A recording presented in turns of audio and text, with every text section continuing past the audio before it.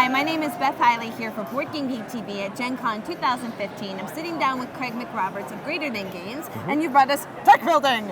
I have. The deck building game. Yes, yes. So, deck building, the deck building game, is the deck building game wherein you are building a deck. So, I love building decks. Yes, you're going to be constructing the deck on the back of your house. What could be more fun? This is designed by Christopher Bedell. It is a 2-player game. And part of your Rabbit series It's here. part of our Rabbit for series. Like Greater Than games. Absolutely. It is its own expansion as well, so if you don't want to just play it with 2 players, just throw in another copy and that'll play up to 4 players. Throw in another copy if you want to get up to 6 players, and so on and so on, if you really feel like a glutton for punishment. And an endless deck. Right, exactly. Could you play this on your endless deck? Sure, I have played this on a deck, so it was like Deckception. I feel like that has to be part of the game development for this. Oh yeah, absolutely, absolutely. Really see what you're getting into. So, in deck building, the deck building game, you start out with a hand that is just 2 pine planks. Oh, there we go. 2 pine planks and a rotten plank. I know.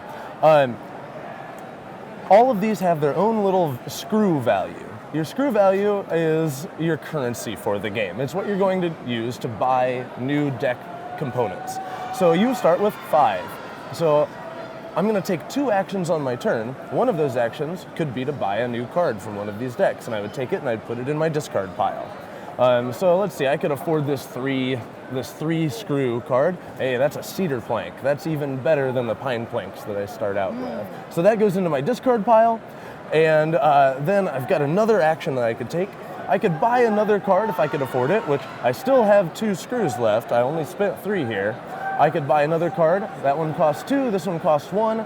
I could buy either one of those if I wanted to. However, I could take a different action, which would be to buy to build a new card. So I could take one of the cards from my hand and actually play it onto the table as part of my deck. And so you can do either of those 2 actions on your turn. You can also do a separate action called staining. You can take one of these delightful little stain tokens, stick it down on on 1, 2, or 4 of your deck tiles, and that means those cards are stuck that way. They are going to be that way. They can't be messed with. And why that matters is when I'm building, I don't have to build on my own deck. So if you have built, let's say you had a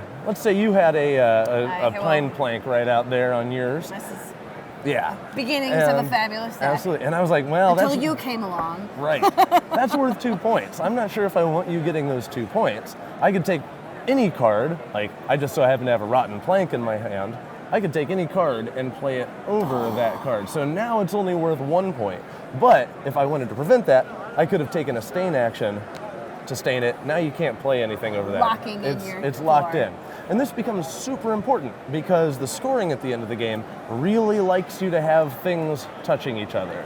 So if you have 2 pine planks in a row, that's going to be worth way more than 2 pine planks separated by a rotten plank. You get a little multiplier bonus for having things touching. There are also railings in the game. Railings, let's find one there. Railings are also a necessary part of any deck, you know. Put that up off.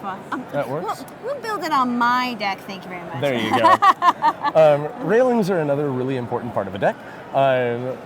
You have to have at least 2 of them in order to have a valid deck at the end of the game.